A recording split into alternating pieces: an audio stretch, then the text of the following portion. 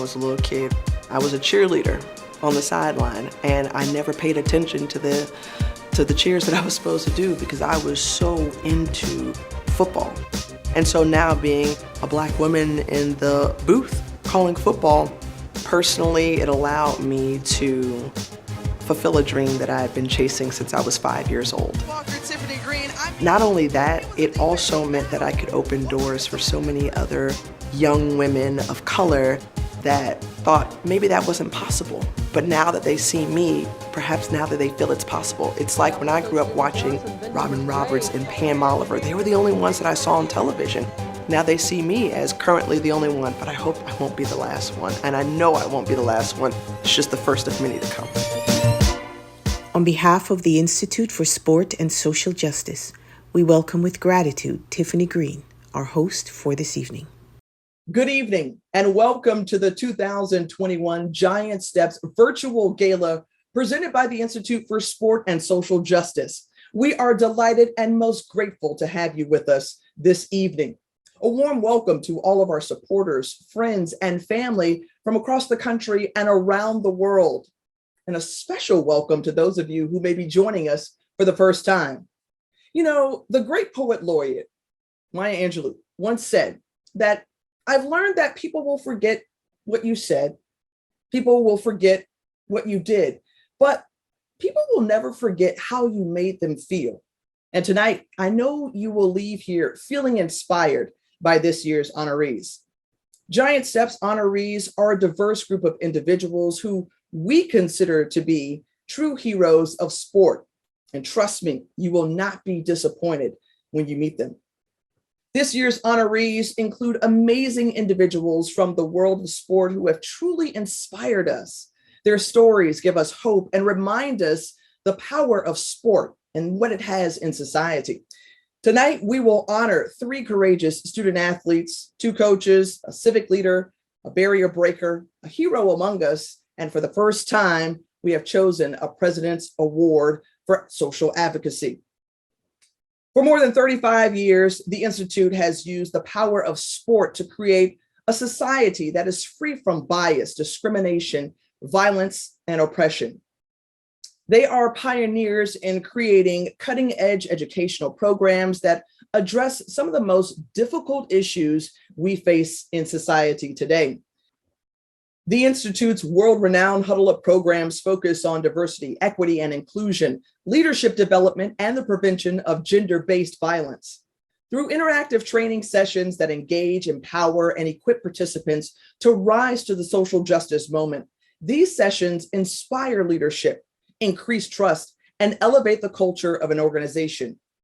Given all that has transpired in our country, especially in the last 21 months, and the social reckoning that we have experienced, I think we can all agree that the Institute's work has never been more relevant than it is now.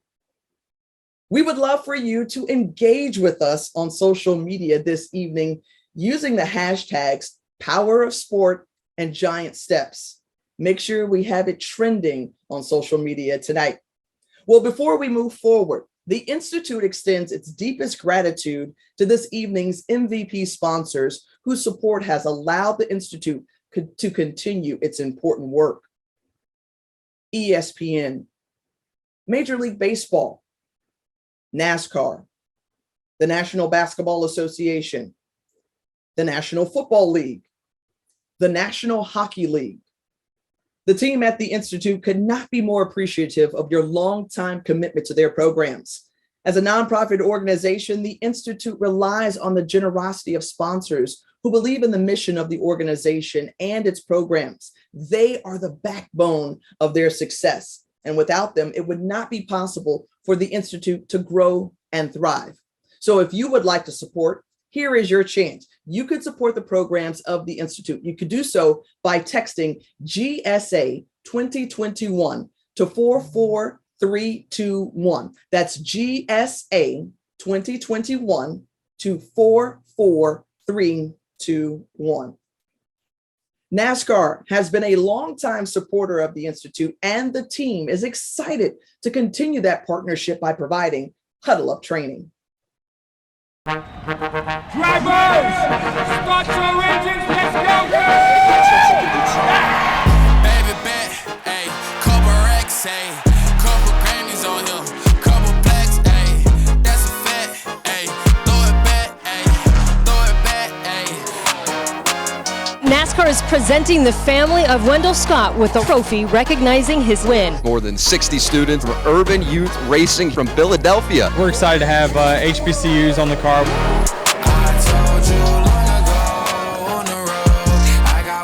Boys and Girls Clubs of America is to be the official youth community partner of NASCAR.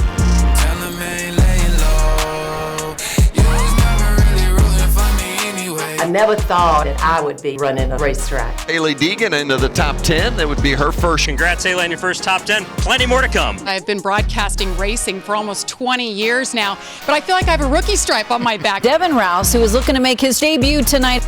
I shared NASCAR's tweet. I added my fourth line and put, "I am gay." NASCAR is recognizing Pride Month, supporting the LGBTQ community. Armani Williams is making his Truck Series debut after being diagnosed on the autism spectrum.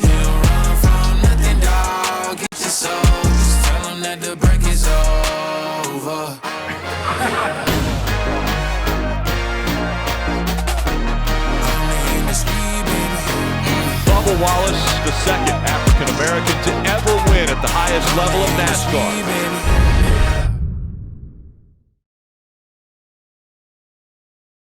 Remember when I said we meet some of those true heroes of sport? Well, here we go. Our first Giant Steps honorees are Paul Scott and Rebel Hayes, who are being honored in the category of courageous student athletes. Courageous student athletes have not only overcome adversity that has challenged them on their path to success, but they have shared their experiences to inspire and help others. When Rebel was 7 years old, he began running with Paul, who was 13 at the time. And needless to say, their first race was a challenge, but by the end of the season, things changed. Let's see how these amazing young men came together as a team. Two companions on the cross-country course. It's Rebel Hayes and Paul Scott, who have different ages and different abilities, but this is a story about looking out for those around you, despite the things that make us all different. Two runners, separated by 7 years. Go Rebel! Go Paul! Go boys! But tethered together. It's like best friends. On the path to victory. The first time I watched them, I cried. It's a distance running duo of West Fork High student Paul Scott, who's blind, and fifth grader Rebel Hayes, Paul's guide runner. It's challenging sometimes because I'll even have to tell him that there's like a ditch or like a hole or something, and I have to like move the rope to where I can tell him which like left or right. To me, it's very special. Very inspiring. It was a call to the community by Coach Tiffany Serber that made the pair possible. It shows that no matter what age you are, you can have an impact on many people. And Rebel has chosen to use his time and talent to the fullest to help somebody else and to serve somebody else. And now, 4 years later, they've put one foot in front of the other as partners on the cross-country path. I think it shows us that we need to do hard things in life. That when we do hard things, it gets us, it gets us out of our comfort zone and it helps us grow. But you could also impact people along the way like Paul has done. Paul and 3 of his siblings who are also visually impaired ran for the Tiger team as well. You got this, Paul, come on. I wanted to show them that it's possible. Yeah, we use different methods, but we have the same result as the sighted people. And Paul's running results thanks in part to the guidance he's received from Rebel, who trains with and for Paul in his spare time. It means that I get to really help someone. It's also just inspiring to see that Rebel's willing to take on the work and to stay in shape and to be well prepared to help Paul reach his goals, but then to also just see Paul prove to other people like, I can do this with this disability, and then knowing that he also has to put his trust in someone else. And with their last season together approaching, the two have eyes on a state title and a faster 5K time. Well, they've had an impact on us over these years, this year too. It's something we'll never forget. While also enjoying every second the partners and friends have with each other. My favorite thing about Rebel is his talent and young age, good at running. If everyone helped in this world, disabled or not disabled, it would be a better world. Man, what a phenomenal story. It is a privilege to have Farron Kelly with us this evening to help us honor Paul and Rebel. Farron is the vice president of ESPN Wide World of Sports, Run Disney, and Disney's Water Parks. Welcome, and thank you for being here. That's great. Thank you so much. So, hey, Rebel. Hey, Paul. How are you guys doing? Good. Good. That's great. So, first of all, I know you guys last year I think you were state runner-ups in cross country. How's the season going so far? Not really well, actually. So how long have you two been running together? Has it been a couple of years now?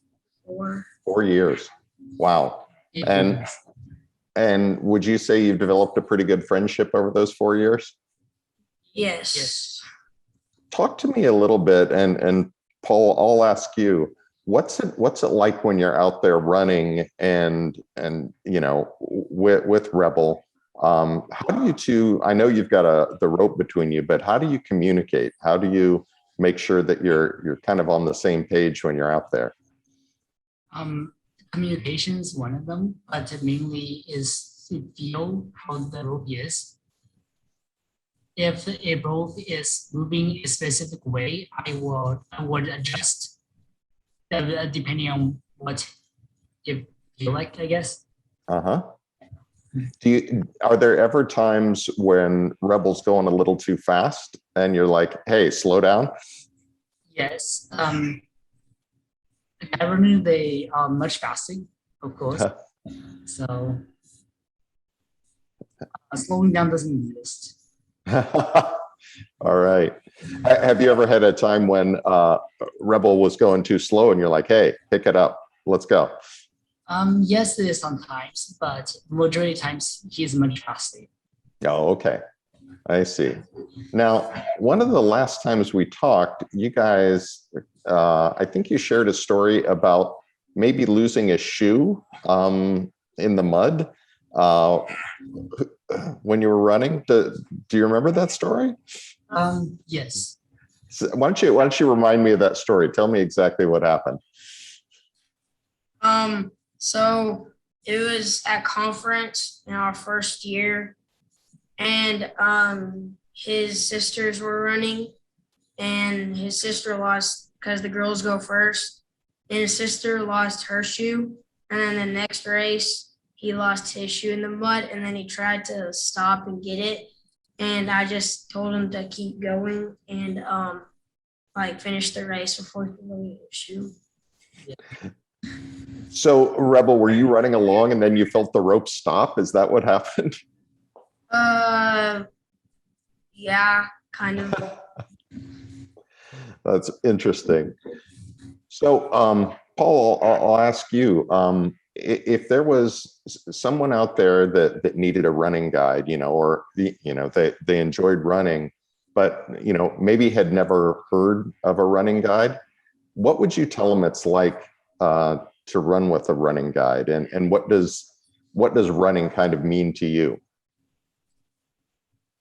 I mean, running opens up another dimension, I would say. It will make you be out of the comfort zone, just say.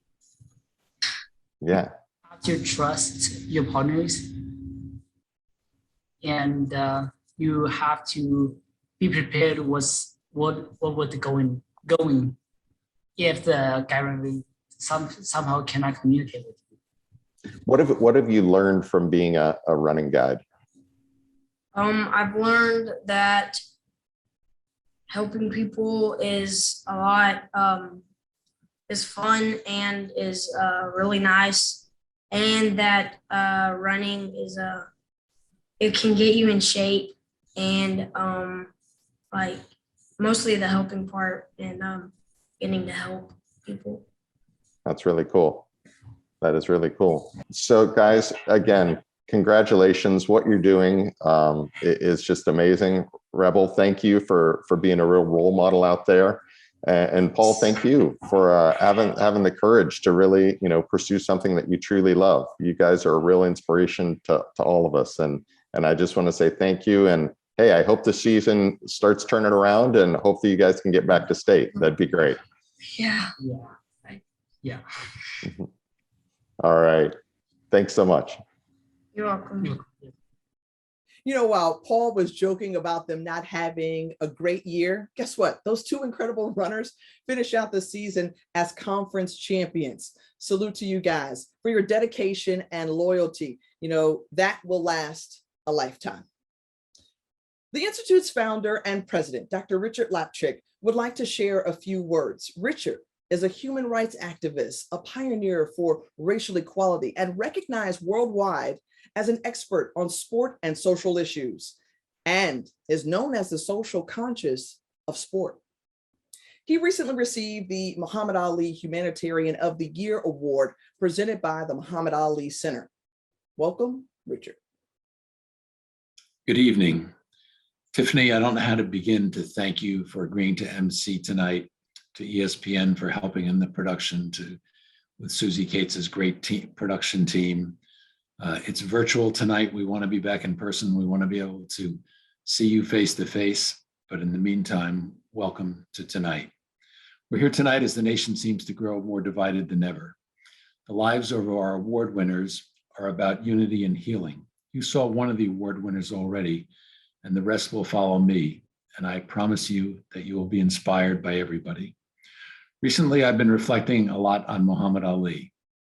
I think of the athlete activists today out there in great numbers supporting each other as they demonstrate against racism or whatever it is that they're focusing on at that particular moment. And I think of Muhammad as a lonely voice back in the 1960s when he refused to go fight in Vietnam. And for many of the civil rights battles, he was all alone over the next 25 years. But along with a handful of others, he laid the groundwork for the moment Colin Kaepernick took a knee in 2016 and the Milwaukee Bucks didn't come out for their NBA playoff game in the bubble in 2020. I wonder what Muhammad would think today if he saw the anti-racist messages on basketball courts, as well as football and baseball fields, on jerseys, on football helmets. It's a different world of sport. In addition to the pandemic's impact on sport, the murder of George Floyd changed everything. It was an honor to meet members of the George Floyd family last week when we were in Louisville for the Muhammad Ali Awards. Ali helped change America. So did George Floyd. After his murder, we began to hear about new police incidents almost every week. We shouldn't have been surprised, for in 2019, the year before George Floyd was murdered, there were only 27 days in America when a policeman did not shoot and kill a citizen of their community. More than 54% were people of color. Obviously, many of those were in the line of duty, but there were too many others, like Breonna Taylor and Ahmaud Arbery, like George Floyd. Finally, we began to look at systemic racism and its impact on all forms of American life, on housing, on education, on healthcare, on financial institutions, and the criminal justice system. The wealth gap became the focus of my attention because it is really the focus of all those forms of structural racism. The Forbes list of the 400 wealthiest Americans has an aggregate wealth greater than all 42 million African Americans combined. That is so much to overcome, but that is what America faces. Athlete activists are helping us face those uncomfortable truths. I chose to use the sports platform to address social justice issues because of what we call the miracle of the huddle. Once you get in that huddle, I can't think of any other place where it doesn't matter where you come from, what you look like, what you believe in, what your national language is, what your zip code is. You can't win if you don't pull together as a team. Imagine if we bring that into other parts of our country. I again congratulate our award winners. I promise you they're going to inspire you tonight. We have the ability to use the Institute's programs to teach our young people who have learned how to hate, how to love again, and to give them the tools to make peace. Have a wonderful night. I know you're going to leave feeling better than you did when you got here. Thanks so much, Richard. You know, you are a courageous leader. You have been at the forefront fighting to make the world a better place for decades. We salute you and thank you. We would also like to thank the National Basketball Association for their incredible support that they've given us throughout the years. Thank you for all that you do. It's great to be back in the building to be a part of this. We are starting to see signs that our lives and communities can get back to normal, but there is still more for us to do. Vaccines are one of the most important tools we have to control the spread and effect of COVID-19. It is safe and effective and will help protect you and your loved ones. To learn more about the vaccine and make a plan for yourself or your family, visit cdc.gov.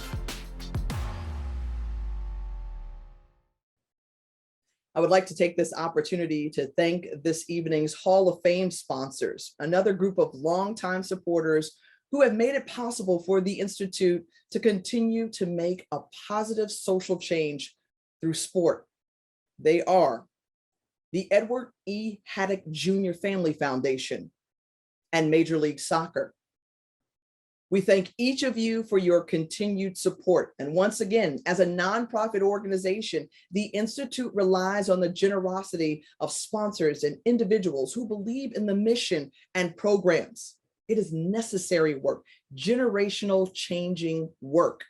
And if you would like to support that, make sure you text the Institute at GSA 2021 to 44321. So go ahead, punch in 44321, type in GSA 2021.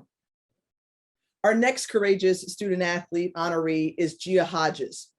Gia is the epitome of a courageous student athlete. Her story is one of courage, resilience, and hope. Let's take a look. This is my story. I will preface that there are many portions of my story that I've omitted here as their brevity prevents me from sharing. However, I strongly believe that telling our stories is important to understanding our motivations, desires, and passions. I hope that my story serves to encourage and inspire those who need it. My name's Gia. I am a senior on the rowing team. I've been a lot of places and I've coached a lot of people and I've coached a lot of special people, and there are a bunch of special people on this team, but she's one of the special ones. She just is, and I don't know how else to describe it. She's just somebody that you know is always going to be there for you. She's just amazing. She's a big part of the team. She is just a normal person, except not.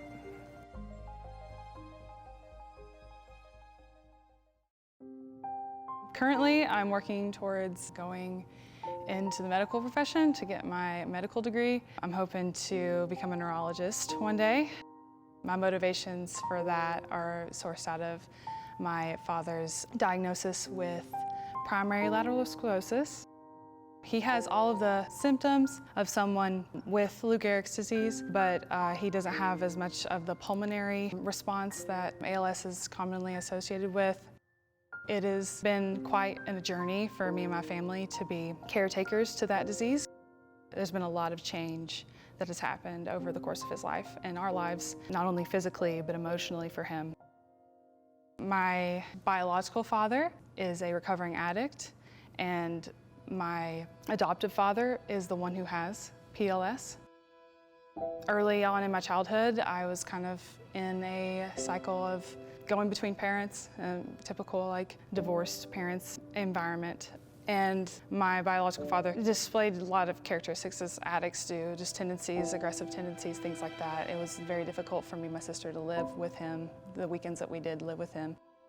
He is now sober and our relationship is growing, but of course back then it was really difficult, and that's why parental custody was taken from him, and I got to grow up with my dad. On November 17th, 2019, I was on the field of Neyland Stadium awaiting the concert given by Garth Brooks with one of my best friends and teammate, Sarah Warner. While I was saving our seats, I received a call from my aunt that my biological father had an aortic dissection and was in the ICU at Park West Medical Center. She did not know if he was going to make it the night. I brought her back some food and she was in tears, and I didn't know it was wrong. I remember dropping in my seat and bursting into tears in the middle of Neyland Stadium. Sarah found me and immediately started bringing me to her car to take me to the hospital. Upon our arrival, I had to assume my biological father's medical power of attorney as his daughter. She was taking on roles that most 20-year-olds wouldn't have done. And the things she saw and had to deal with, you shouldn't have to see and deal with. During this time, I finished up my fall semester, gave consent for my biological father's medically induced coma, celebrated Thanksgiving in a hospital, studied for and took all of my finals, moved my mother to Knoxville for her new job, cared for my adoptive father at Fort Sanders Hospital, celebrated Christmas in a hospital, signed consent for my biological father's tracheotomy, went to our training camp in Cocoa Beach, and turned 21 years old in that order. That was a crazy winter, and I needed the structure of sports and the support of not only Sarah and all my other teammates, Coach Wendy and the coaching staff, having that family, that normalcy with rowing. And I got to go to practice every day and do something like routine and just put it on the oar. And so, yeah, I'm super grateful for everybody that, has just been a part of my life.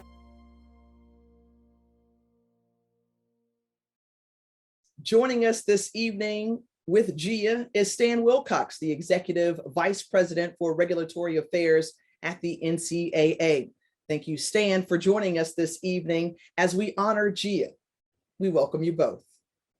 Well, thank you for that introduction, and I'm very, very happy to be here to help recognize this amazing young lady, Gia Hodges, as the 2021 Giant Steps honoree in the category of Courageous Student Athlete. Gia, if you don't mind, I would like to ask you some questions about your life to allow our audience to get to know you a little better. Could you tell us, what was it like growing up as a caregiver and traveling with your sports team? It was definitely very challenging at times. I went through most of my career as a rower at the University of Tennessee with my teammates not knowing that I actually had all these extra roles outside of my sport and school and all the things that I was trying to accomplish at the university. So it was difficult for a while there. And there was a lot on me.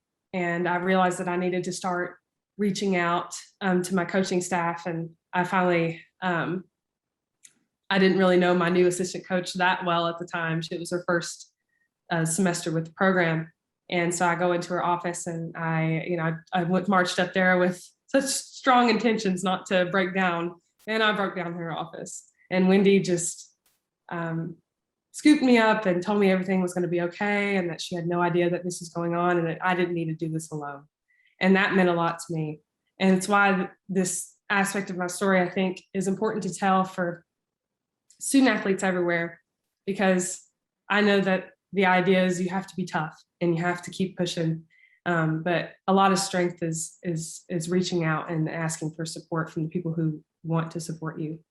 So could you tell us how were you able to manage and keep your sanity in a sense when you are a caregiver for two fathers, as well as participating in athletics at the highest level? University of Tennessee rowing is, it's up there with all the top teams, and still maintain such a great grade point average, a 4.0 grade point average, I might say. But that's just amazing. How were you able to deal with all of those things at once? My junior year, before everything went down, thank goodness, I had started to get involved with the health program, the mental health program available to student athletes for free at the University of Tennessee. And I don't know where I'd be without having that support prior to everything going down. And so it's one of those things, we are required to go to health wellness meetings and talk about all these things that kind of put us in uncomfortable spots as athletes, but it's important to really listen and to really, assess yourself and see where you need like the support that you need. And so I've finally started seeking out support, and I'm so grateful that I did. As you know, student athletes' lives are very complicated as they're trying to participate at the highest level in their sport, but yet they have lives outside of their sport. And if they have similar type challenges, what advice would you give to them in trying to continue to move forward? Yes, that's a great question. That's a great statement. I'm very passionate about this because I know that I was not the only student athlete at Tennessee that was struggling with things at home and struggling with things at school and struggling with relationships at school or beyond. And one thing that I would ask or tell or advise people who are in this remotely similar position as what I was going through, or even a totally different situation, is to take some stock and understand that there are resources around you, and it's not a sign of weakness to go use those resources. It will make you a better athlete. It will make you a better person. You'll be able to cope better with things because life is going to keep throwing things at you past your degree, past your sport. If you continue on in your sport to the professional level, I guarantee you that seeking out mental health profession is essential to improving your game on every level. Well, Gia, I'd like to congratulate you on being this year's Giant Steps honoree. You are an amazing, incredible person, and we all know you're going to become one of the greatest doctors that this country has ever known, and you'll go on to do great things for this world. So I'd just like to thank you for you sharing your story with us today. Thank you so much for having me. Congratulations. Thank you. Well, it's safe to say that we have been inspired by our first two honorees. So guess what? There's more, but just wait. I know you will continue to feel the same way as we move forward to our civic leader honoree, Renee Hess. But first, we have to recognize those who have supported the Institute. We'd like to thank the National Hockey League Association. Here is a special message from Commissioner Gary Bettman. Over the last 2 years, as the world faced great uncertainty, the game of hockey reflected on our collective social responsibility and accelerated a movement toward inclusion.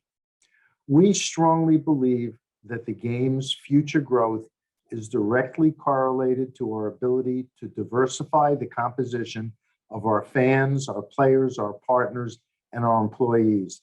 And that starts with building a positive and welcoming culture. We are changing practices and systems, designing new programs and products, and building new relationships that move us closer to our goal to make hockey for everyone. We know that representation matters. We know that workforce diversity is a strength that is proven to advance innovation, creativity, and decision-making. To that end, we are underway with the most progressive employee demographic study in our history to benchmark against our future. Also, we are establishing relationships with key communities and their leaders across the demographic spectrum, making investments in education and social impact efforts that help us learn and gain trust. Our marketing and media has become far more intentional in displaying and normalizing the faces, voices, and experiences of female, BIPOC, LGBTQ, and disabled fans. And with that as background, I guess it's only appropriate to congratulate Renee Hess, who has pushed the conversation and movement for inclusion in hockey. We are greatly appreciative of her courage and passion to see the game grow. And thank you as well to Dr. Lapchick for his decades of service to the cause, his visionary leadership and friendship. We will continue to rely on him and his team to better serve ourselves. I'd like to leave you now with a clip from our partners at ESPN, which illustrates the great enthusiasm and new direction of the game of hockey. We're not into hockey for the fame or the hype. We're into hockey for this kid and his mom. For the guys in Detroit cutting out early to catch a Wings game. And this man in Denver watching the Avs on a TV older than the franchise. We're into hockey for the fans in Vegas waiting for the desert to freeze over. And the ones in Tampa hoping lightning strikes thrice. We're in it for this upstanding young Philadelphian and every bartender in Quincy. We're into hockey for Matt Dumba, Seth Jones, and anyone that's ever been told, stick to basketball. Hockey's for the diehards and the faithful. It's for every rookie in Seattle. And it's for us, because honest to Stanley, we're fans too. The NHL on ESPN, ESPN+, Hulu, and ABC, all for hockey. Sport brings people together. We've said that all evening. You'll continue to hear that theme. And whether you're a player, a coach, a parent, fan, playing fantasy, or someone just watching the highlights, sport has touched your life. Joining us this evening proves that very point. Renee Hess, this year's Civic Leader Honoree, fell in love with the sport of hockey. But when she didn't see someone who looked like her, people who looked like her, guess what? She wanted to see change.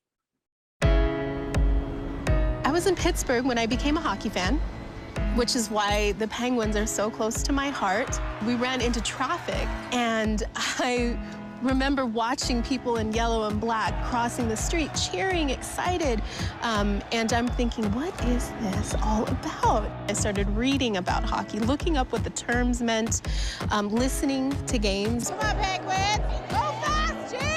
Yes! I would go to a game and I would look around the arena and not see any faces that looked like mine.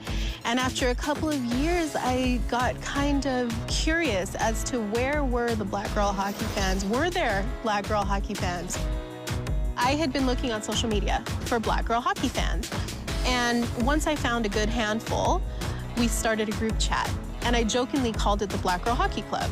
I loved the sound of it. It sounded like, you know, we were actually really hockey players and we had our own little club going on. We did that for a little while and then we said, hey, let's get together and go to a game. We went out to Washington, D.C. and we had a group of 45 people with us, of ages 2 all the way up to 85.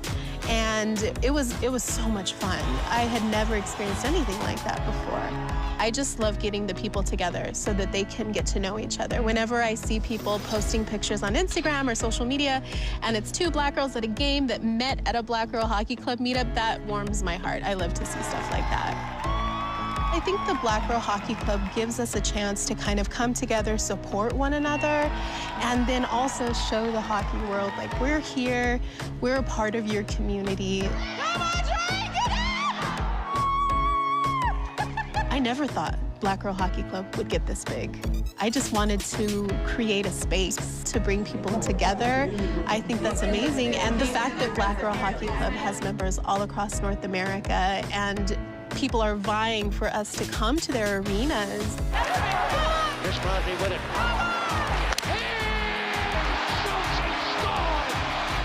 Sidney Crosby wins it in overtime. It's exciting to know that there are people out there who are finding us and wanting to be part of it and wanting to experience what we're doing. I feel that there are African-American women hockey fans out there that have not been seen. I don't believe it's a new thing. I believe that it's something that just has not been noticed until now. And that's what Black Girl Hockey Club is all about. It's about giving these Black women a voice and a space to stand up and say, I'm here. I enjoy the game just like you. I'm no different.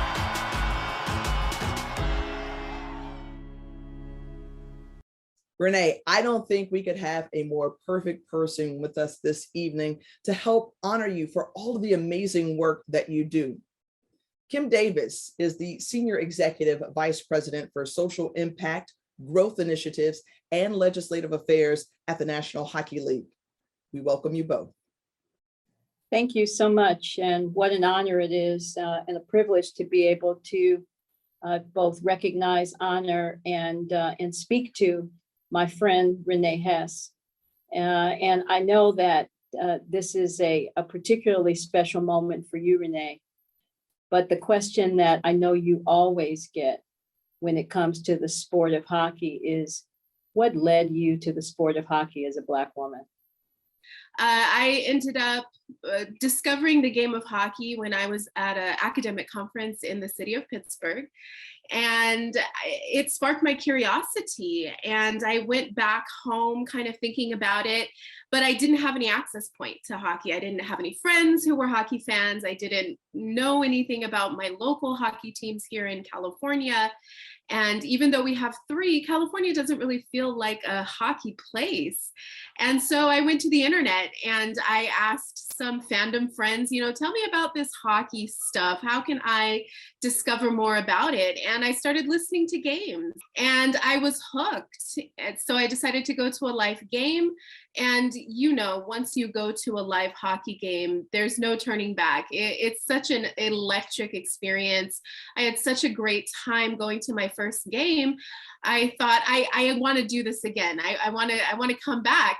But of course, I noticed, one of the first things was that I didn't really see a lot of faces that looked like mine in the hockey rink. I didn't see players on the ice really that looked like me or fans.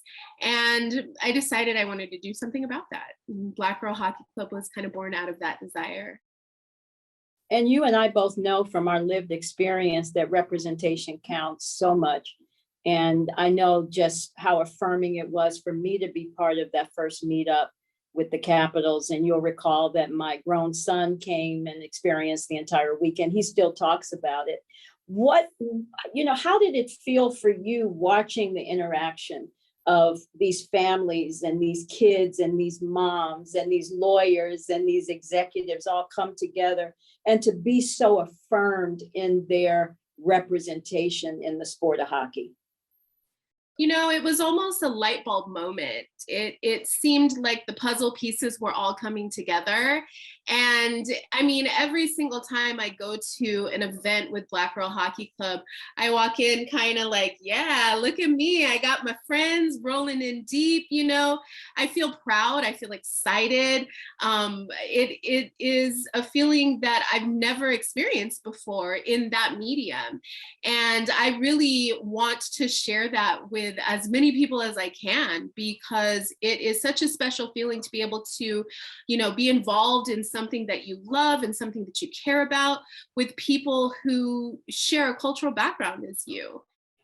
Well, for sure, in the short time since you had that first meetup and really brought all the families and the members together, you have really taken the organization to a whole new level with the Uncomfortable campaign and the mentorship program and the scholarships. I mean, you have really turned the platform into a purpose-driven platform for impact. Talk about that and why that sort of next level of work has been so important. I understood that this could be more than just a fan club, but I don't think I even a year ago understood what the impact could potentially be on hockey culture if we united those voices and stood up behind a shared cause and a shared mission, which is what, the various programming that has come out of Black Girl Hockey Club really exemplifies, the leadership and development program that is mentoring young professionals, male, female, non-binary, Black folks who are interested in getting into the business of hockey. Maybe they don't play, maybe they're not even fans, but they're interested in working in the sport. We've got the leadership and development program. We've of course got our scholarship program that helps Black girls that play hockey between the ages of 9 and 18 get some funding for a very expensive sport that we know hockey is. And then you mentioned the Get Uncomfortable campaign, which we launched over a year ago. And that's an advocacy campaign really aimed at our allies to ask them, how are you getting uncomfortable? What conversations are you having at home and at school and at work? And all of that kind of came out of this desire to reaffirm those values, make sure that we were leading in the community instead of following. Well, I want to personally thank you for all that you do to continue to advance the sport of hockey, to make it a safer, more welcoming place, particularly for girls that look like you and I. And you make us better every single day. And so we honor you, and we thank you for your continued service in making the sport better. Thank you so much, Ms. Davis. You know, I appreciate you, and I wouldn't be here if you weren't here. So thank you so much for talking with me today. I appreciate it. Thank you, Renee, for all of your hard work and dedication. You are doing tremendous work. I would like to take this moment to recognize our red, white, and blue sponsor, the United States Tennis Association. I would also like to thank all of you who are generously donating this evening. It is humbling to see how many people watching and supporting the Institute's programs from afar. There is still time to help support the Institute by making a donation. Here's your chance. All you gotta do is text, right? GSA 2021 to 44321. I'll say it again, as I've said before. Let's do it. GSA 2021 to 44321. Hope you got your phones with you. Tonight, we would like to pay tribute to one of the Institute's own, Keith Lee, who retired this past year. Keith began his career in Boston when the organization was called the Center for the Study of Sport in Society at Northeastern University, which eventually created the National Consortium for Academics and Sports. We now know it as the Institute. As one of the original members of Project Teamwork, he led a team of former professional athletes who visited schools throughout the city and beyond. He became a regional director for the Institute at the University of Nevada, Reno, and soon thereafter became the COO at the Institute's national office at UCF. He has been a staple in the development of the Institute and its program since its very early days. You, my friend, have made an incredible difference throughout our lives. I've been blessed to work over many decades with many great social justice warriors. I'm more than pleased to be part of the salute to Keith Lee, who retired after devoting 35 years of his life to fighting against racism and fighting for social justice through his joining of what was then the National Consortium for Academics and Sport and the Center for the Study of Sport and Society at Northeastern University. In the process of working together, one of the most profound friendships of my life was formed. I love you, Keith Lee. Hello, my friend. It's my honor and my privilege to be able to share just a few thoughts on your retirement from the Institute for Sport and Social Justice. First, I just want to thank you for devoting your life through education to making the world a better place. I will always be grateful for every opportunity, Keith, that we had to work together to educate the next generation and our colleagues about diversity and inclusion. You have been a shining example for me of what it means to give back, to show others what it means to be a good person. And you, my friend, are one of the best people I will ever know. I love you. And congratulations. Keith, I have to tell you, my friend, with the greatest of admiration and respect, that it has been an honor and deeply humbling experience to see you walk with such an incredible sense of purpose over all these years. Though I am an elder of yours, we share a unique kinship in so many ways, one of them being graduates of high schools that competed in the nationally competitive Marine League here in Southern California. I know your leadership tendencies and acumen developed long before you were calling signals for the Gardena High School football team. But what you've accomplished since then, as a leader and champion in the fight against social injustice, places you in rarefied air among our professional colleagues. Keith, you've dared greatly all your life, and how gratifying it must feel to know that you stood tall and made a difference in so many others' lives. Keith Lee, son. Listen, I know I am blessed to have you as a coworker back in the day, as a friend, dear friend, as a brother, and even as a wedding officiant. And, you know, did you really think I was going to obey, even though you put that in the ceremony and when I told you not to? Yeah, you knew that wasn't going to happen. I love you, and I don't care where you are. You're going to be right here in my heart forever. I love you, Keith.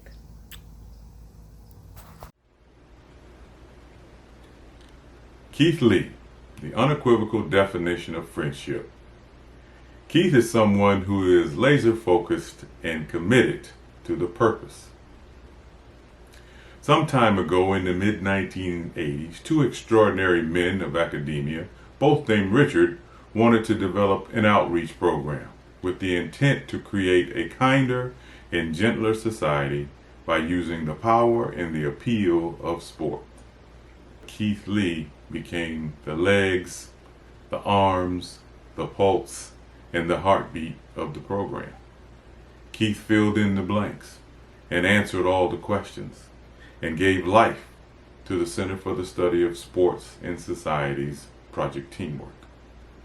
Keith, if it weren't for your tireless commitment and your steadfast dedication, the success of the program would have been arduous, if not impossible. My family and I are grateful. Best of luck to you on your next phase of life. Keith, thank you for your years of dedication. You have touched so many lives, including mine.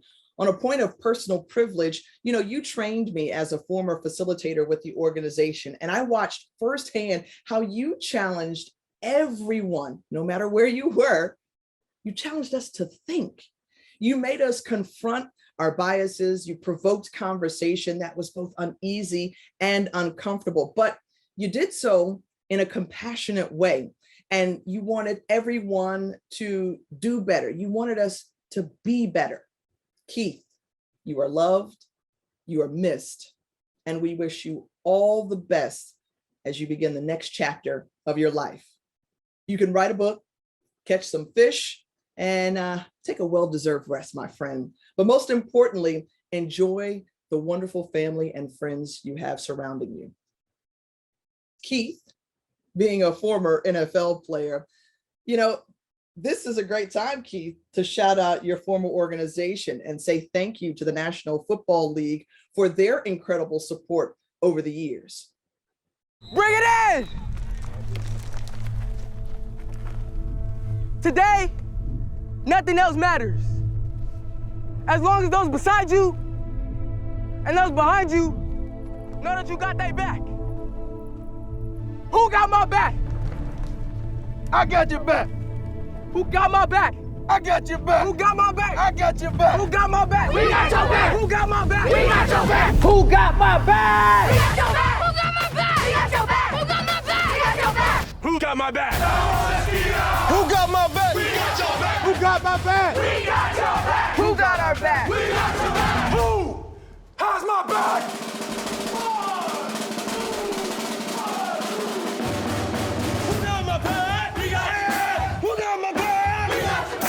Know this, as long as we got each other, we can't be broken. So I ask you, who got my back? Let's take a moment now to thank this year's silver sponsors: ESPN, Wide World of Sports, the Orlando Magic, and the Tavistock Foundation. Barrier breakers are individuals in the world of sport who pave the way for the next generation, opening up new opportunities. Chris Nikich was told he couldn't or wouldn't be able to accomplish many things. Why? When his doctors told him he couldn't do anything, what did he do? He says, I'm not going to fail. Chris Nikich has spent 21 years defying the odds. His first Olympic race. Chris has Down syndrome, but he's never let that slow him down. Every day he vows to be 1% better. Much better. A concept he learned from his father, Nick. You wake up every day thinking, how do I get just a little bit better today than I was yesterday? One more push-up, one more lap, one more mile. His motto? Just do it. Just do it. You can't, listen to doctors. For Chris, it was never about his disability. It was about making the impossible possible. Buy a car, become a homeowner, marry a pretty blonde like his mom, and complete an Ironman. A grueling 140-mile race that includes swimming, biking, and running in one day. This is normal for us. The Special Olympics paired him with veteran Ironman Dan Grebe. The two are now best buddies. You have to earn it. And it's 140 miles of blood, sweat, and tears. A little faster. At mile 80, an inspirational pep talk. You're done with 2 out of 3. You're almost an Ironman. Chris finished the race in 16 hours and 46 minutes. Making history as the first Ironman finisher with Down syndrome. You know, his low expectations for him and everyone that followed behind him are now forever gone. You need to set big dreams and big goals. It's the only way you're gonna figure out what you're really made of. Quite an accomplishment. I would like to welcome Dr. Alexander Cartwright, president of the University of Central Florida, to help us learn some more about Chris and his mission. Thank you so much for that warm welcome, and it's really great to be here with Chris today. This is all about our ability to honor Chris, so I'm certainly excited to be here. You know, this award is, of course, about being a barrier breaker and a role model for others. Is that how you see yourself? Yes, actually, I see myself being an example for others on how they can achieve their full potential in the system. Oh, very good. You know, you certainly are a role model to many, and I have to tell you that I am so impressed that one of the things that I've learned is that you went from as you would describe it, sitting on a couch to being an Ironman in 2.5 years. That is pretty remarkable. Can you give us a little insight into how you made that happen? So I just got 1% better every day.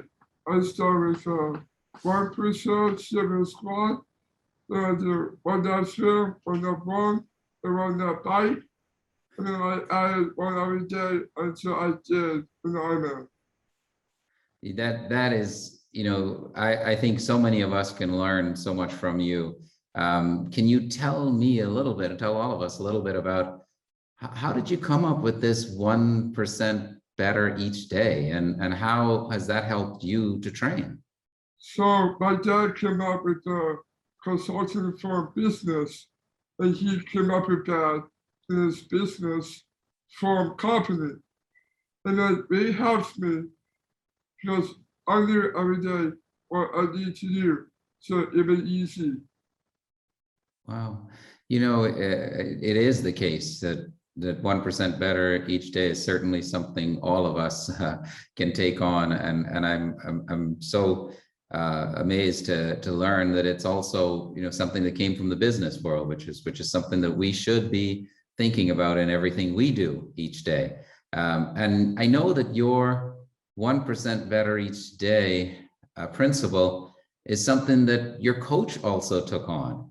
He said it made him a better athlete and coach. How does that make you feel that your own coach actually is learning from you? Because it makes me feel pretty happy, and I'm included in the part that 1% that program.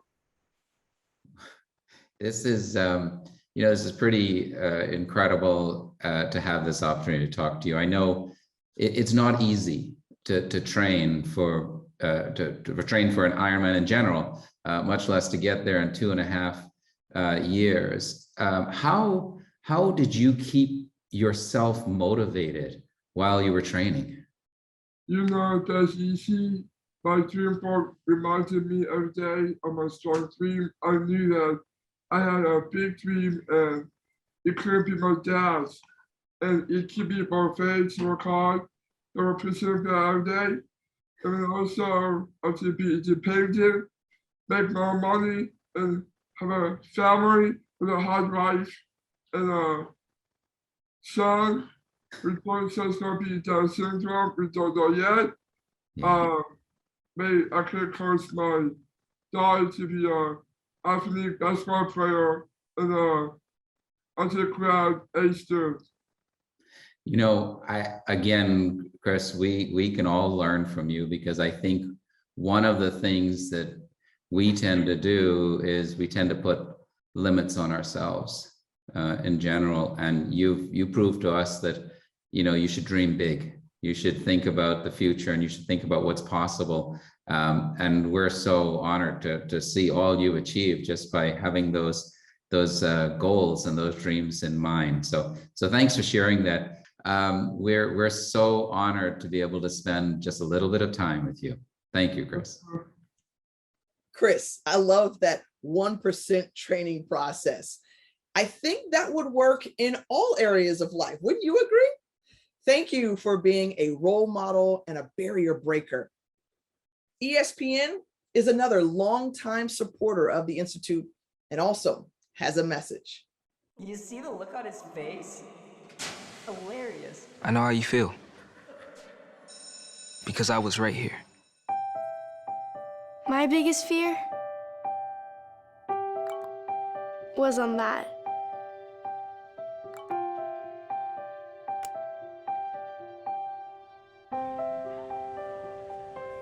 Always waiting for me.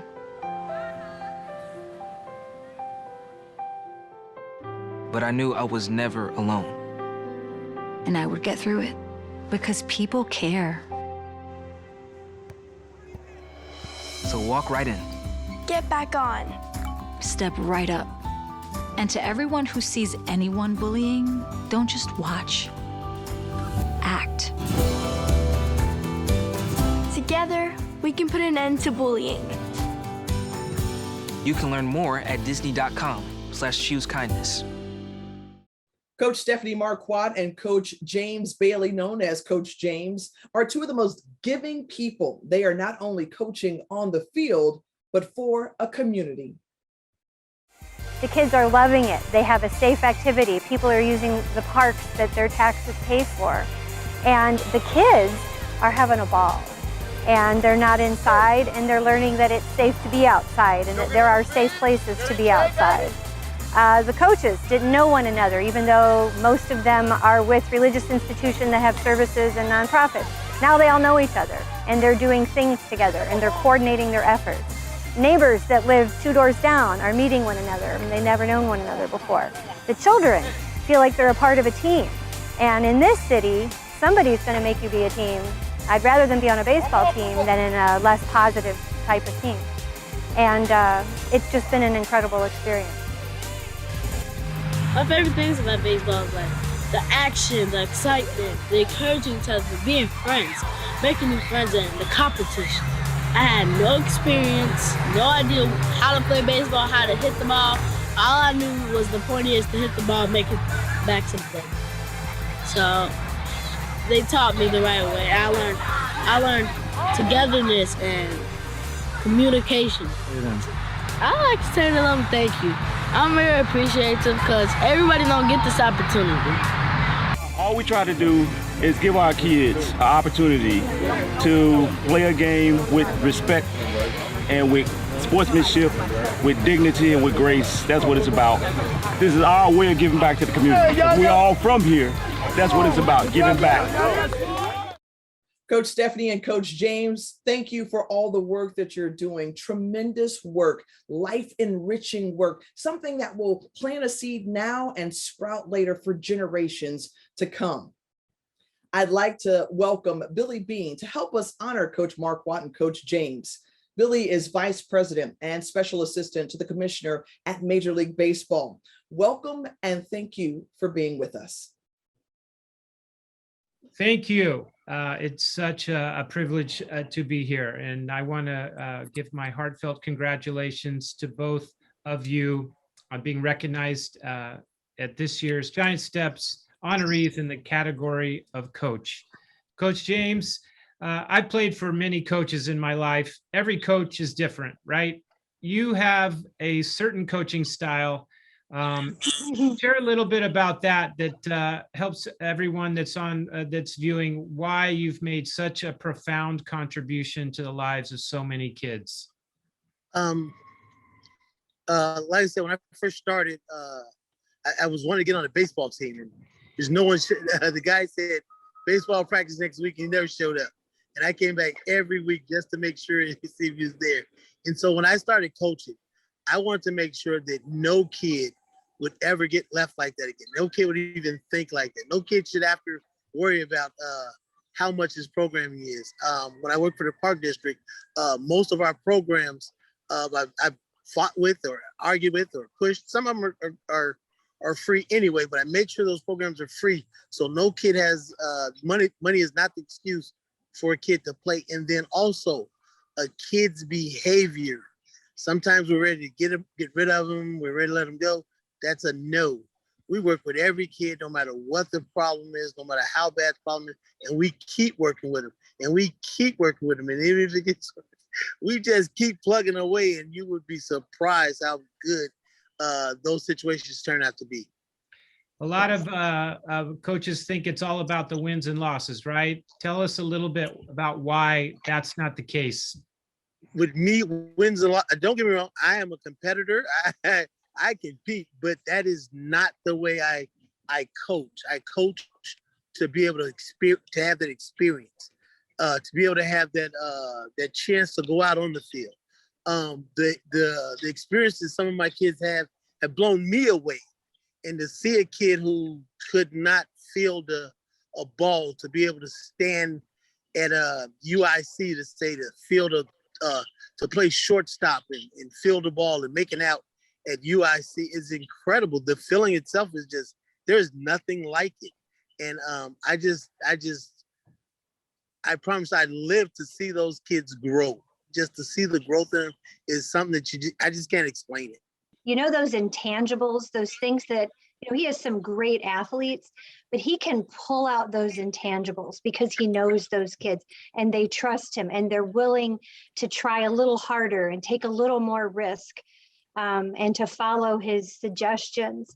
And he ends up winning a lot, but it's not because he's going for the win. It's because he's developing and investing in the human that's wearing the jersey. Thank you, Stephanie. Well said. Stephanie, in our conversations, you use words like safe and team when you're describing the programming. Tell me what those words mean to you, and most importantly, what do they mean for the children in the program? Well, think about it. If, you know, I think as children, we've all had times where we were very frightened for various reasons. And when you're frightened, you're not going to try, you're gonna withdraw, or it's hard to develop in a place where you're frightened. But if you can create a space that is safe, if you can create a space where a child can be what they were built to be, who they were built to be, and always be accepted because this is who you are and it's safe to be who you are. And we're going to love you and develop and pull out and invest in you just because you exist. Isn't that a wonderful place to grow and develop? It's easy to see why we're here today. You both are wonderful, and I think it's just the opportunity to share and elevate the experiences and how influential it will be to others, because we know there's many communities that are needy of the same type of programming, and we want to say thank you from the bottom of our hearts, and wish you continued success. And I know that if we could put all the kids together that you've impacted, that would be a picture for the ages. So thank you both. Good works. Keep it up. And congratulations again on your honoree nomination and your award. Thank you once more, Coach Stephanie and Coach James, for all of your hard work and efforts. Bringing baseball back to the community is dope. It's so cool. And that brings us to another major sponsor. Let's check out what's going on with Major League Baseball. She about to, come on. Big Frida, come on. Big Frida, John Baptiste in the building. When I move my body just like this, I don't know why, but I feel like freedom. Do it. A song that takes me back, and I let go with so much freedom. Let me hear your body talk. Tell somebody, move your body, you'll be better off. If you're feeling down, get the popping off. Hit the ground, hands down, feet up on the wall. You got this, you moving, you popping, you grooving. Everybody come on, everybody come on. Ladies and gentlemen. Wiggle, wiggle, wiggle, wiggle, wiggle, wiggle, walk, walk. Wiggle, wiggle, wiggle, wiggle, wiggle, wiggle, walk, walk, walk. The wiggle, the walk, the wiggle, the walk, the wiggle, the walk, the wiggle. Walk, walk, walk, the walk, walk, walk, the walk, walk, walk, the walk, walk. When I move my body just like this, I don't know why, but I feel like freedom. A song that takes me back, and I let go with so much freedom. I wanna live. I'm gonna get what I'm gonna give. 'Cause it's my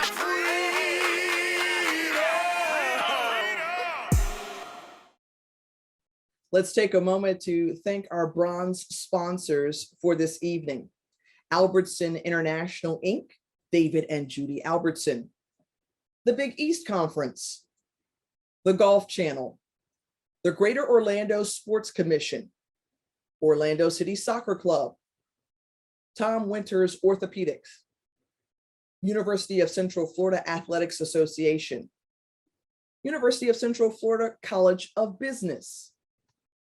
Our next honoree is in the category of a hero among us.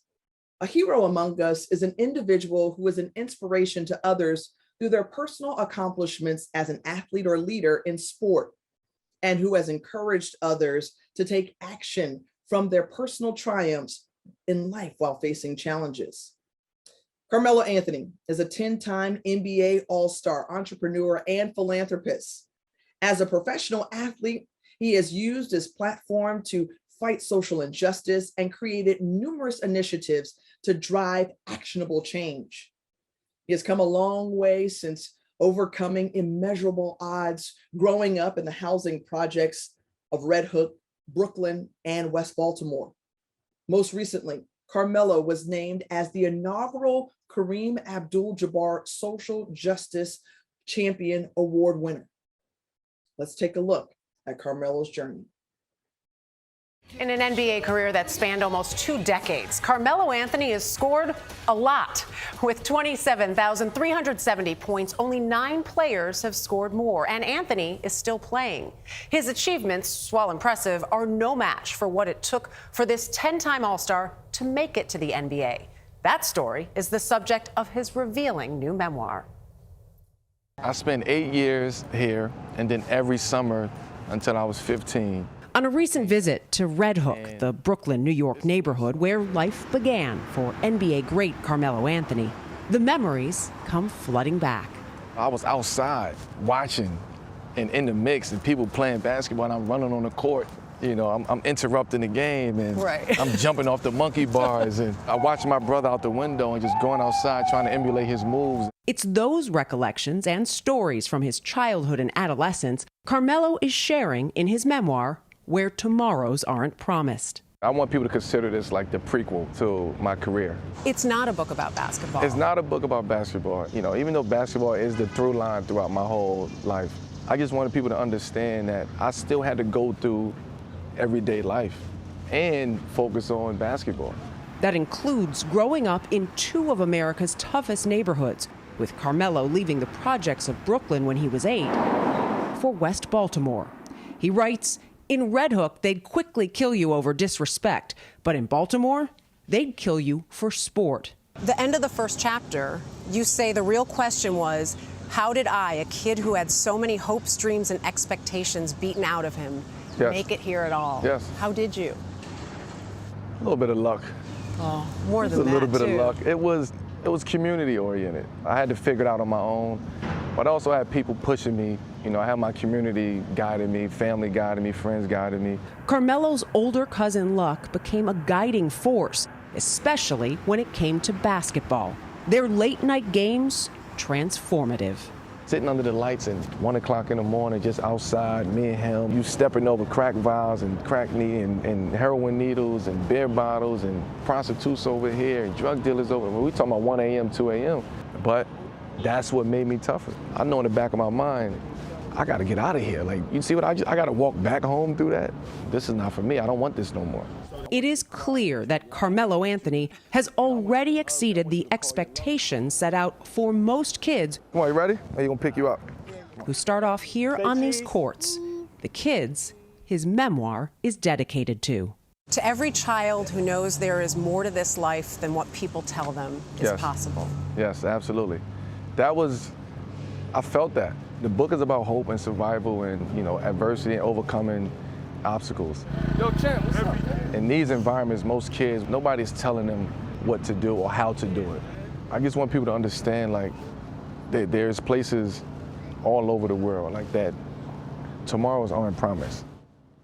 We are excited and grateful to have Grant Hill joining us to talk to Carmelo. Grant is one of the most accomplished NBA players of his generation, a 7-time NBA All-Star, a member of the NBA Hall of Fame, and a team owner. Welcome, Grant. It's great to have you. Thank you, Tiffany, for those incredibly kind words. And I'll just say, I am so honored to be here to celebrate Carmelo as the 2021 Giant Steps honoree in the category of a hero among us. Of course, Carmelo, I have to ask, how does it feel to play such an important role as an athlete in the fight against social injustice, especially after hearing Shut Up and Dribble for years?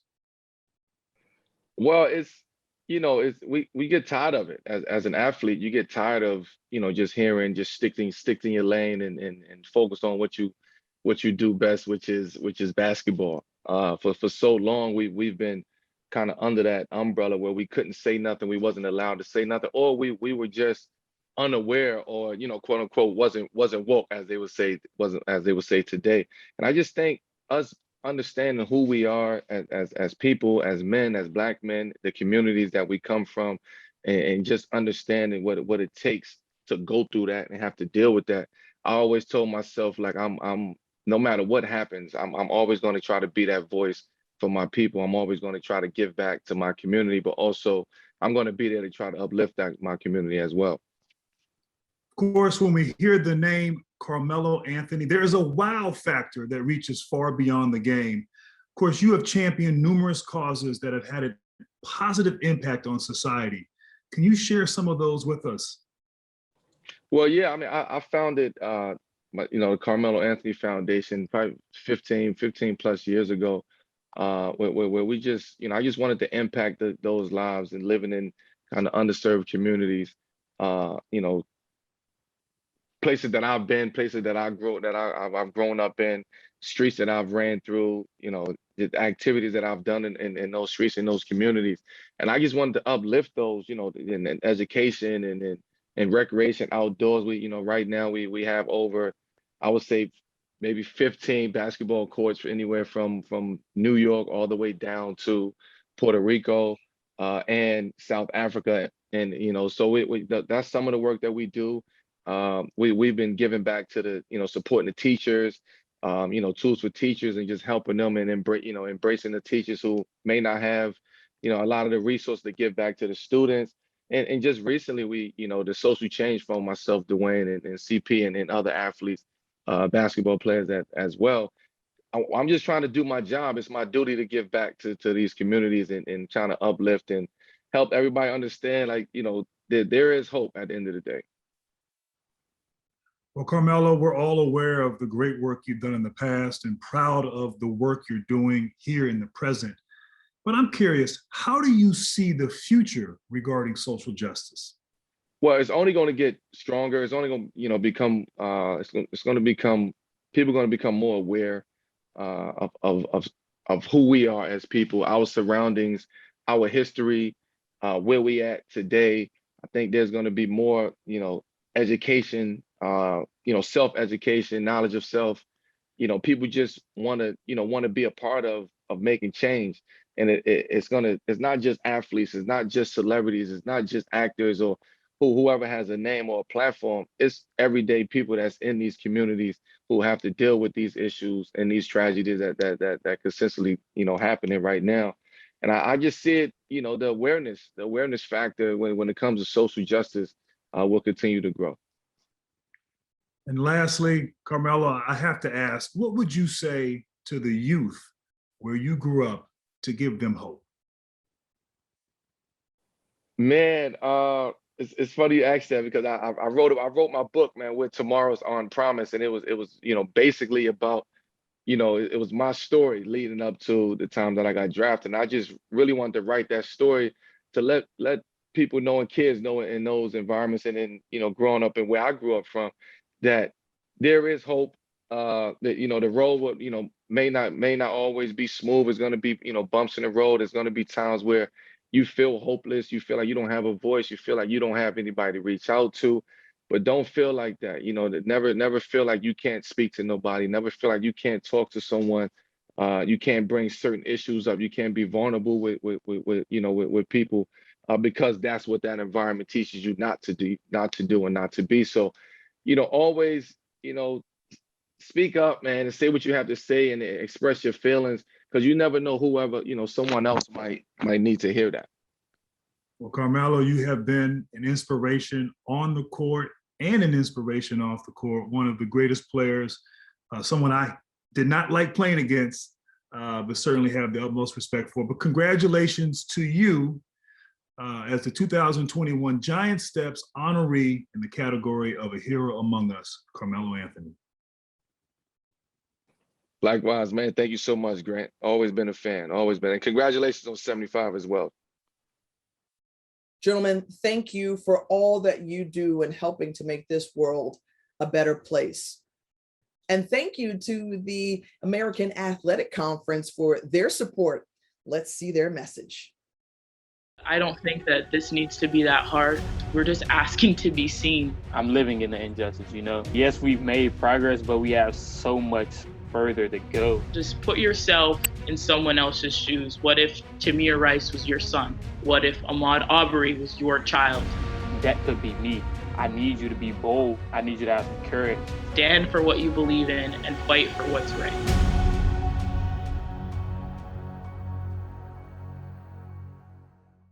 The WNBA is the first recipient of the Giant Steps President's Award for Social Advocacy. The WNBA and its players have been pioneers among the pro sports leagues, leading the fight against social injustice as far back as 2014. Here is a special message from Val Ackerman, the founding and first president of the WNBA. I want to extend my heartiest congratulations to the WNBA for being a 2021 Giant Steps honoree and the recipient of the ISSJ President's Award for Social Advocacy. The award couldn't be more fitting, coming on the heels of the league's historic 25th season and following the continuing powerful examples of advocacy set by the league and players alike as they push together for a more equitable world where all people are treated with the respect and the dignity they deserve. I can tell you that the power of women was a core premise when the league launched in 1997. And so it's exciting to see this value so fervently embraced and now taken to the next level under the leadership of Kathy Engelbert, WNBPA Chief Terry Jackson, and of course, these amazing athletes. Congratulations again to the WNBA for this richly deserved honor. And I know the league will continue to be a shining example of tolerance, inclusion, and what's right for many years to come. Thank you for those wonderful words, Val. Let's take a look at what the WNBA has accomplished and the difference that they are making using their platform to affect social change. When you make the impossible shot, you tell your opponents, count it. You make them eat their words. You tell them, come see me. They said women couldn't dunk. We said, count it, that women couldn't play after having kids. Candace was an MVP making history. I mean, Joanna had twins. Count that twice. They said we should shut up and dribble. We didn't. That pride should have no place on the court, but love wins on this court. Count Asia's monument, count rocking the vote. We show up in video games and show out everywhere else. Impossible shot after impossible shot after impossible shot. You know what to do. WNBA 25, count it. Nneka Agwumoke is here this evening to speak with WNBA Commissioner Kathy Engelbert. Nneka is a star player for the Los Angeles Sparks, a champion on the court and off of it. She received the 2021 Kim Perot Sportsmanship Award this year, winning it for the third consecutive season. She is also the president of the Women's National Basketball Players Association. Thank you, Nneka, for being here. Thank you so much for the wonderful introduction. It's great to be here this evening with WNBA Commissioner Kathy Engelbert as we honor the WNBA with the first ever Giant Steps President's Award for Social Advocacy. It's so great to be here with you again, Kathy. It's been such a pleasure working with you.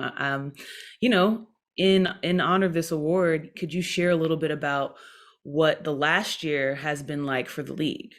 Wow. So, really the past two seasons, because we just wrapped our 2021 season, have been challenging, from navigating playing during a global pandemic to addressing critical social justice issues. But we've been fortunate, so that everybody watching this knows, to have incredible leadership from WNBA players like Nneka, who continues to step up, and they use their platforms for such positive change. And I can't, be I couldn't be prouder of them.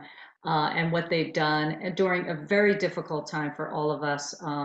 And from a league perspective, I always say this was totally player-led, league amplified, and facilitated. But the WNBA Justice Movement, and Nneka is part of the WNBPA, Social Justice Council, and the mission really is about driving necessary change and really getting out there around about voting rights and conversations about race and LGBTQ plus advocacy, and just so many important societal issues. And the WNBA's players, not just Nneka, but Layshia Clarendon and Sue Bird and many more, that we should thank for really getting through these two difficult seasons, both competitively but off the court too, and everything they did. So it's great to share this moment with Nneka today to accept the Student Athlete Day Giant Steps honoree for the President's Award. And it just has so much relevance around social advocacy, and there's nobody more deserving than the WNBA players, Nneka. I would have to agree. It's been such an honor, not just working with you, but, I always tell you, Kathy, you really hit the ground running when you joined us. And so for us to learn so much about ourselves, about the players in the league, in conjunction with what's going on in our world, has been pretty amazing. It's been an experience for me that I would not take back, and I look forward to continuing to grow. As we kind of look forward, what are your thoughts on how other organizations can follow the lead of our league, and our focus on social justice? Yeah, and I think it comes down to listening and understanding in order to amplify authentically. So every CEO and leader, I think, across the world is trying to figure out when to use their voice. And I think, you have to be really authentic, and you can't operate in a vacuum on all the societal issues that, we have a huge divisiveness in our society today. And, especially when these are matters of human rights and equality and diversity, equity, and inclusion. And I spent 33 years before I became to the WNBA really advocating for diversity, equity, and inclusion. And so I think, the brand of the 144 WNBA players is exactly that. It's helping other organizations. And now we have a lot of organizations looking to you, Nneka, and your leadership and the WNBA to help them figure out how to prioritize where they use their voice, how can they make an impact. But to shine a light on NECA for an instant, Penny, you taught me the importance of leading with empathy too. So, you know, when the WNBA paused last year, you know, and didn't play games, and the way you were able to socialize and get everybody on board and be unified, when some may not have agreed all the time with where you were or how you were thinking. So I just think all of that's so important, and other organizations can learn from you and your leadership. Thank you. I really appreciate it. Well, you know, I think it really started with bringing the conversations to the table. You know, Kathy, when we first started working together, we kind of opened the first chapter with CBA negotiations, and in a lot of ways, I think it was a blessing in disguise for us. That little thing called CBA that after a pandemic seems little, but right, you know, like we were on, you know, the cusp of like a season we thought was going to be monumental in a different way, but ended up being so in a bigger way than we anticipated. And quite frankly, the rapport and the relationships that we developed through those negotiations set us up for a season, you know, in a global pandemic, and also dealing with social injustice as we were all experiencing firsthand at home.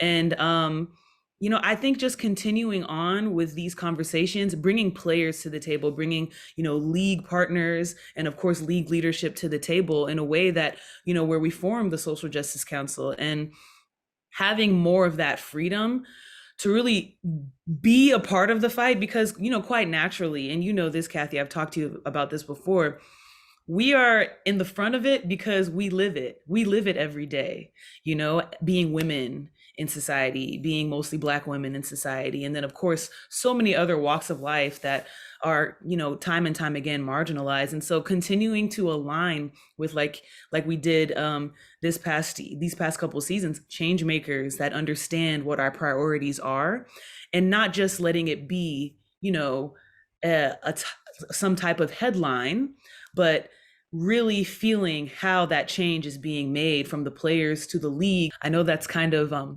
roundabout answer, but you know, for me, it's all that's great. And for those that don't know, Stanford graduate, who are the reigning national champions in women's basketball, LA Sparks star, all-star, many-time all-star. So NECA, this has been a pleasure. Thanks so much. Thank you. It was great talking with you, Kathy. Two fierce women. Keep on keeping on, ladies. Well, what a night this has been, ladies and gentlemen, one filled with perseverance and that enduring spirit that we can do together. Nelson Mandela took it a step further, and I think may have said it best. He said, sport has the power to change the world. It has the power to inspire. It has the power to unite people in a way that little else does.